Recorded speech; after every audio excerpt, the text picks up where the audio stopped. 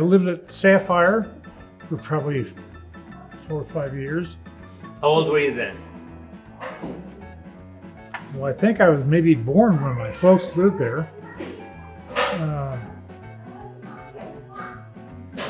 Then we moved to Ramona about 1940 to a little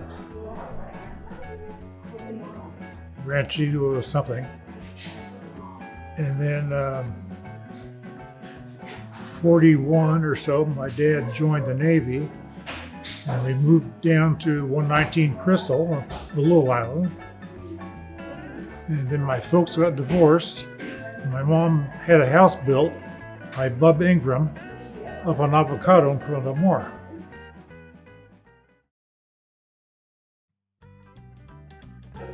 What are your early memories then, especially as a child growing up on the island?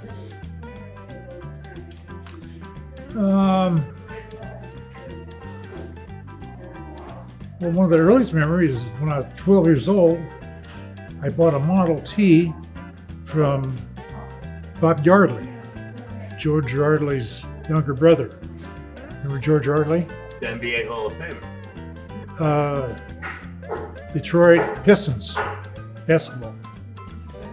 And when I lived on Crystal, the Yardleys had a basketball court behind me where Bob and George would play ball. Then eventually, George's dad was a builder, and he built a house there, which is still there. One that has a cow in the front yard, still there. And we'd rent our apartment out. No, we'd rent the house out during the summer to augment finances, and we'd live in the apartment. And I'd sit there and watch them play basketball. In the 3rd and 4th grade, we went to school on the little island. The Masonic Lodge had buildings down there, one of which is still there. You have to go down the alley behind Abalone and Grand Canal. You'll see it. In 5th grade, we went to high school because of overcrowding. And 6th, 7th, and 8th went back to the Peninsula. Was it a fun place to grow up? Oh, fabulous place to grow up. How come? Every day after school, living at Crystal, we'd get down to the beach, go swimming, play dibble-dabble. You'd have to explain that one to me. You get a matchstick, wooden matchstick, dive off the pier and put it as deep as you can without sticking it in the mud. Then come back up and stand at the dock with all of your friends. Whoever spotted it first had to jump in and grab it. That was dibble-dabble. Always get service mattress bags.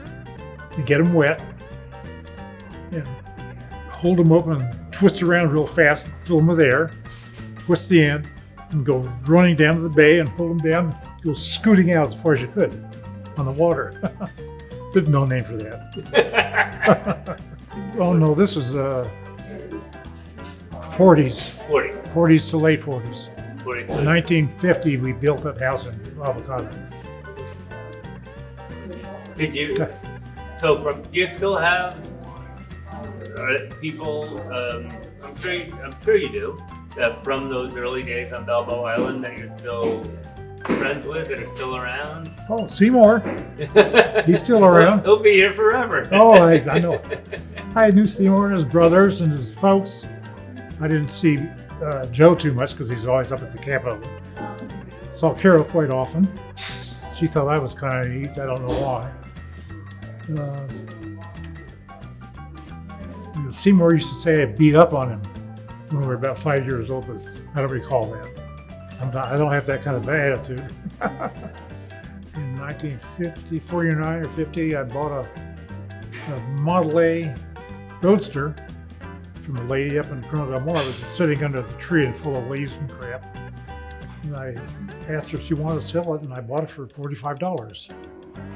Had more fun with that car. I was driving one time and it didn't sound right. And Seymour was there and he said, well, it's retarded. I said, well, how do you fix that? He said, well, here. He took the top off the distributor and a screwdriver and loosened the rotor and advanced it or retarded it, however, and it worked. It's because he had his experience with all those little motors that they grew up with.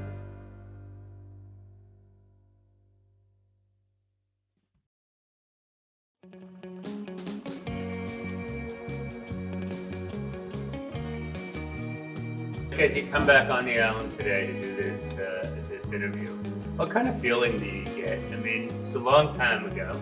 You haven't moved far, but this is where you started. What Yeah, kind of yeah. feeling? I just love to reminisce.